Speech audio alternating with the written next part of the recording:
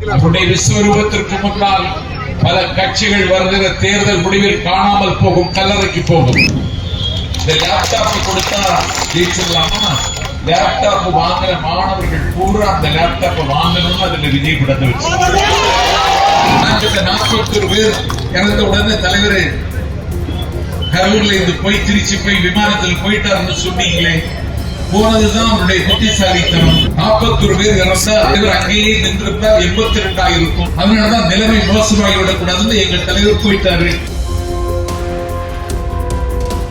தமிழ்நாட்டில் ஒரு அரசியல் வெற்றிடம் விழுந்திருக்கிறது. இந்த வெற்றிடத்தை இட்டு நிரப்பக்கூடிய தலைவனாக இன்றைக்கு விண்ணுக்கும் மண்ணுக்கும் எழுந்து நின்று அவதாரம் எடுத்திருக்கிறார் எங்கள் தலைவர். விஸ்வரூபத்திற்கு முன்னால் பல கட்சிகள் வருகிற தேர்தல் முடிவில் காணாமல் போகும், கல்லறைக்கு போகும். இன்றைக்கு எங்கள் தலைவருடைய படம், அவர் கடைசியாக நடித்த 69வது படம் ஜனநாயகன். என்னுடைய தம்பிமார்களும் தாய்மார்களும் நீங்கள் வருத்தத்தில் இருக்கிறீர்கள் என்பதை எனக்கு தெரியும். ஆனால் வருத்தப்பட வேண்டாம். தள்ளித்தான் வைக்க முடியுமே தவிர ஜனநாயகனை தவிர்க்க முடியாது என்பதை நாங்கள் தெரிவித்து காட்டுகிறோம். நான் 10 லட்சம் பேருக்கு லேப்டாப் கொடுத்துட்டேன்.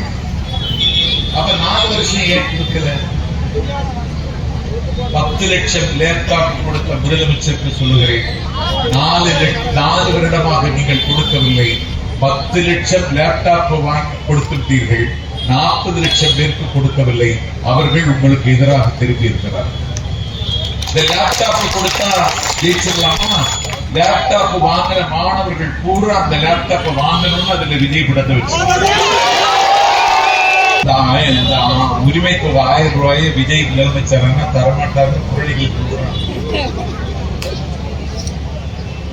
அப்படி எல்லாம் கிடையாது. ஒரு அரசு நடைமுறைப்படுத்துகிற திட்டம் நல்ல திட்டமாக இருந்தால் அடுத்து வருகிற அரசு அதை மாற்றாது, மாற்றுவதற்கு வழி இல்லை.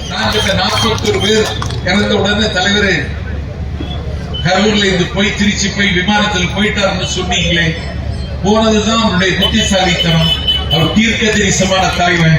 அவர் அங்கேயே இருந்திருந்தா என்ன ஒரு ஸ்டார். அவரை பார்ப்பதற்கு பல லட்சம் பேர் கூடுவார்கள். அசம்பாவிதம் நடந்து விட்டது என்று கவலையோடு பல பேர் லட்சக்கணக்கில் திரளுவார்கள். காவல்துறை இந்த கூட்டத்தை கட்டுப்படுத்த முடியாது.